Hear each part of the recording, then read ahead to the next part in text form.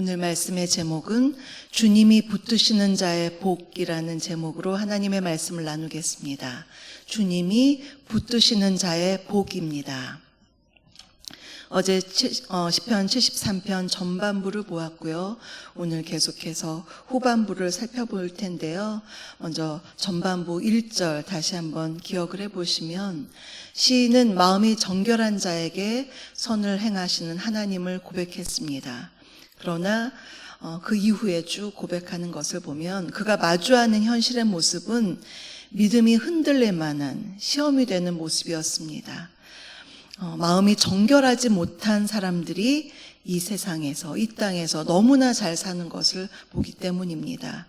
악을 행하는 악인들과 오만하고 교만한 자들이 세상에서 그 어떠한 고난도 없고 고통도 없고 더욱이 물질은 날로 날로 더 많아지고 심지어 죽을 때조차도 고통이 없이 강건한 그들을 보면서 시인은 정말 시험에 들 지경이었습니다.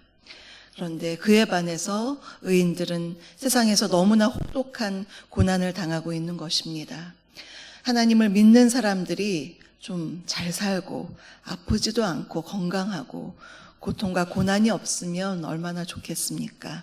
그러나 세상에서 그와 반대되는 모습을 보며 신앙인으로서 참 회의감에 빠질 수밖에 없는 것입니다. 우리의 주변을 둘러보면 직장에서 온갖 편법과 술수를 다 아는 사람이 더 빨리 출세하는 것을 볼 때, 또는 수단 방법을 가리지 않고 다른 사람들을 속이면서까지 사업을 하는 사람이 사업을 확장하고 부를 축적하는 것을 보면 과연 하나님 앞에서 정결하게, 정직하게, 마음이 정결하게 사는 것, 이거 맞는 겁니까? 이렇게 하나님께 물으면서 회의감을 가질 수가 있습니다. 거기에 비해서 자신은 정직하고 의롭게 살아가는데 경제적으로는 더 빠듯하고 몸도 마음도 아프고 그래서 지칠 때에 참 실족할 수밖에 없는 그러한 지경입니다. 특히나 한평생 주를 위해서 애쓰며 살아오신 목회자분들이 몸에 병이 걸려서 고통을 당하시는 모습을 보면 더욱더 마음이 참 어려워집니다. 더욱이 이방 땅에서 고생하시는 우리 선교사님들 중에 몸도 마음도 젊음도 물질도 다 드리며 하나님 앞에 헌신하며 살아왔는데 병이 드시고 삶에 여러 가지 어려움을 당하신다면 참 우리의 마음에 여러 가지 어려움들이 있습니다. 본문에서 시인은 이러한 회의감에 쌓여 있는 것입니다. 오늘 본문 15절에서 나도 저 악인들처럼 한번 살아보면 어떨까, 그렇게 말하는 그러한 지경에까지 이르렀습니다. 그러나 이러한 생각이 머리에서 떠나지 않는 것 자체가 고통이죠. 그러면 이러한 세상의 부조리와 신앙의 시험 속에서 시인이 발견하게 된 지혜는 무엇일까요? 신앙적 고백은 무엇일까요? 오늘 세 가지로 한번 살펴보겠습니다. 첫째로, 하나님의 얼굴을 구할 때 악인의 종말을 깨닫게 됩니다. 하나님의 얼굴을 구할 때 악인의 종말을 깨닫게 됩니다. 73편 4절부터 12절까지 시인에게 계속해서 번뇌를 주는 것은 인생의 부조리 때문이었습니다. 악인들이 너무 형통한 것 때문이었습니다. 그러다 이 생각들이 의외로 간단하면서도 아주 임팩트 있는 한 방법으로 해석이 되었습니다. 그것이 바로 17절의 말씀입니다. 우리 17절을 다시 한번 다 같이 읽겠습니다. 하나님의 성소에 들어갈 때야 그들의 종말을 내가 깨달았나이다. 아멘. 시인이 하나님의 성전에 들어가서 하나님을 만났을 때 악인들의 최종적인 종말을 깨닫게 되었습니다.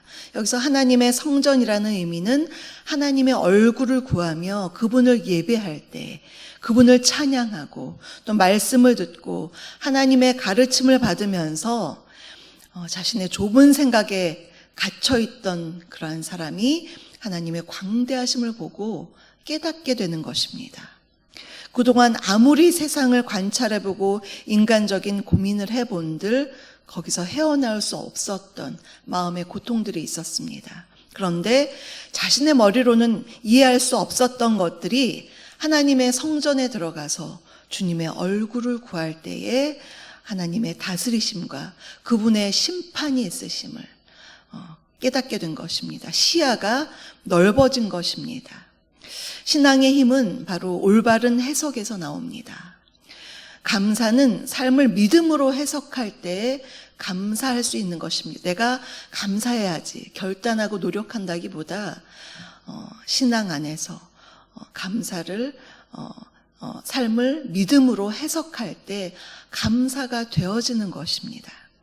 본문에서 시인은 악인들의 결국을 하나님의 성전에 들어가면서 깨닫게 되고 그들에 대해서 딱 한 글자로 표현했습니다. 20절을 보시면 꿈이라는 단어가 있습니다. 사람이 깬 후에 꿈을 무시함같이라고 되어 있는데요. 악인의 형통함은 결국 실체가 없는 꿈과 같이 허망한 것이구나. 그것을 깨닫게 된 것입니다. 사람이 잠에서 깬 후에는 꿈에 더 이상 의미를 부여하지 않죠. 현실이 아니기 때문입니다. 이와 같이 악인의 형통함은 하나님 앞에서는 별거 아닙니다. 아무것도 아닙니다. 그야말로 일장춘몽인 것입니다. 그러나 그들이 세상에서 저지른 온갖 악에 대해서는 언젠가 하나님께서 그동안은 잠자코 계시고 참고 침묵하고 계셨지만 하나님의 공의대로 심판하실 것입니다. 그것이 바로 하나님의 공의입니다. 그러니 하나님을 구하는 것, 하나님의 얼굴을 구하고 하나님의 성전에서 주님을 대하는 것은 자신의 관점이 바뀌는 일입니다. 예배는 특별히 우리의 관점이 바뀌는 것입니다. 예전에 부러웠던 사람들이 내 마음에 가득했는데 예배를 드리면서 하나님을 깊이 만나면서 그 사람들 별거 아니구나 이렇게 깨닫게 되는 것입니다. 이전에는 의인들의 고난을 보면서 마음에 고통이 있었습니다. 그러나 하나님을 대하면서 하나님이 얼마나 그분들을 높여주실까 그것을 소망하면서 그 마음의 고통을 씻어버리는 것입니다. 오히려 영적인 눈이 뜨인 다음에는 22절에서부터 쭉 고백을 보면 자신의 무지함으로 인해서 내가 이렇게 깨닫지 못하는 짐승과도 같은 미련한 사람이구나 그렇게 오히려 자신을 깨닫게 되는 것입니다. 그것이 바로 하나님의 성전에서 깨닫는 그러한 의인의 모습입니다. 두 번째로 그럼에도 불구하고 하나님과 함께하는 신앙입니다. 그럼에도 불구하고 주님과 함께하는 신앙입니다. 오늘 요절 23절에서 참 귀한 고백이 들어있습니다. 제가 읽겠습니다.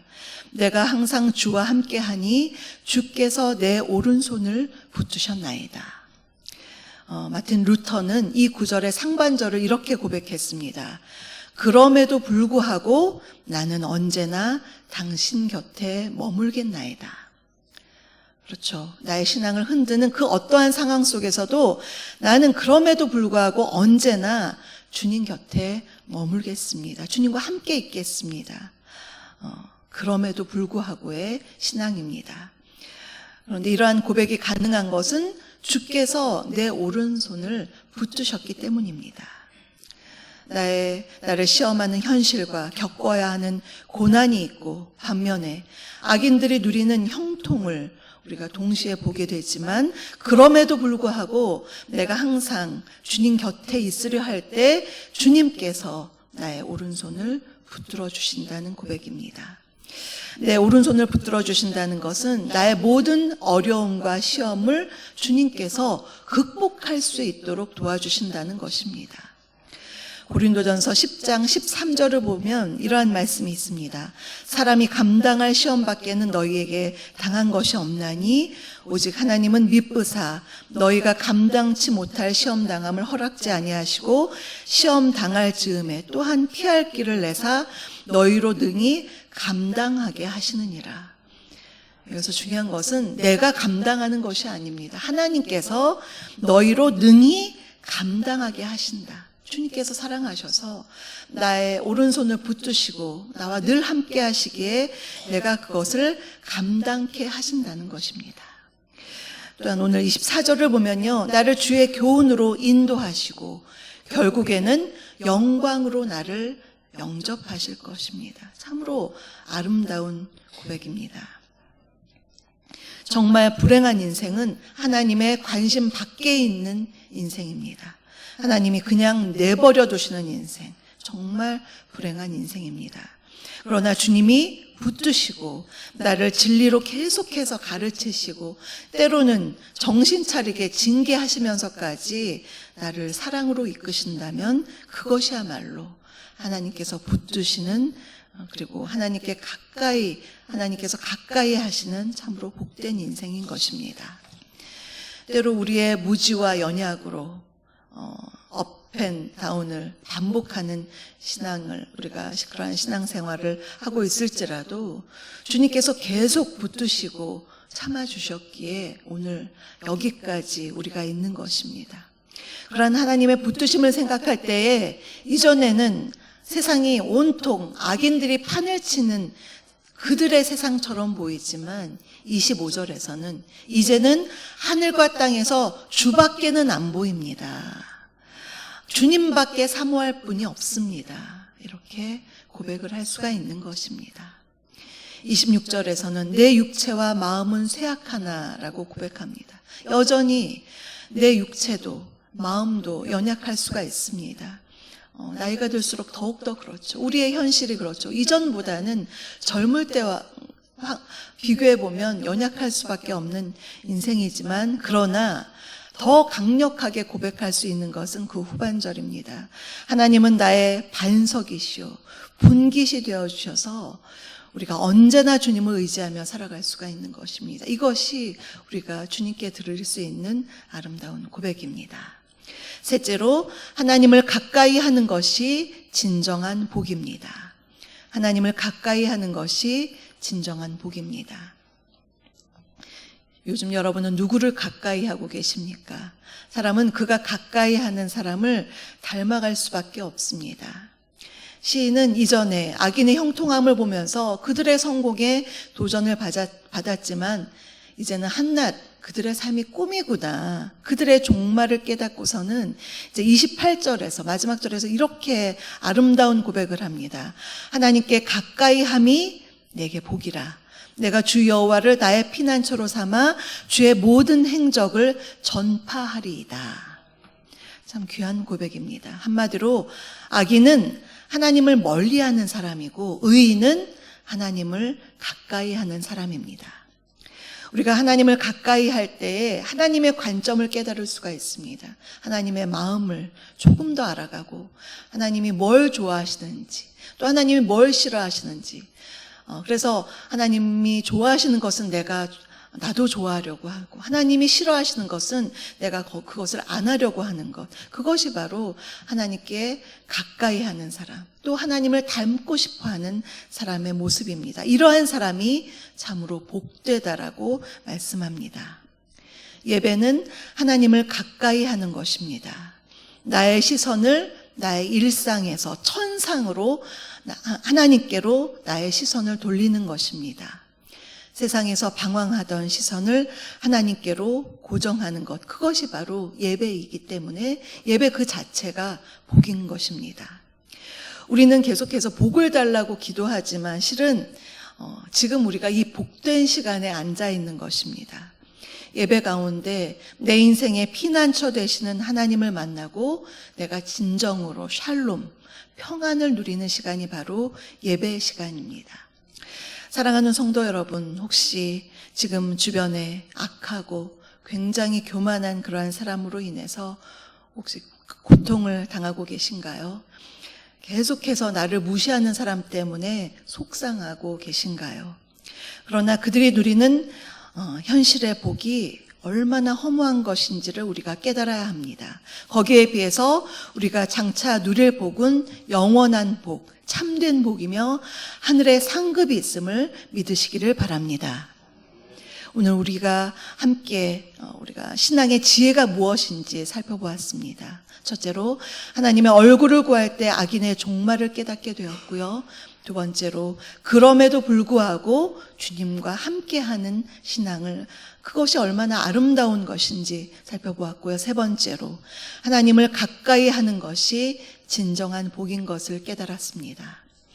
이러한 시인의 고백이 바로 저와 여러분의 고백이 되어서 오늘도 주 안에서 감사와 기쁨과 평안함을 누리시는 저와 여러분 우리 모두가 되시기를 주님의 이름으로 축복합니다. 오늘의 말씀을 생각하시면서 찬송가 335장을 부르시겠습니다.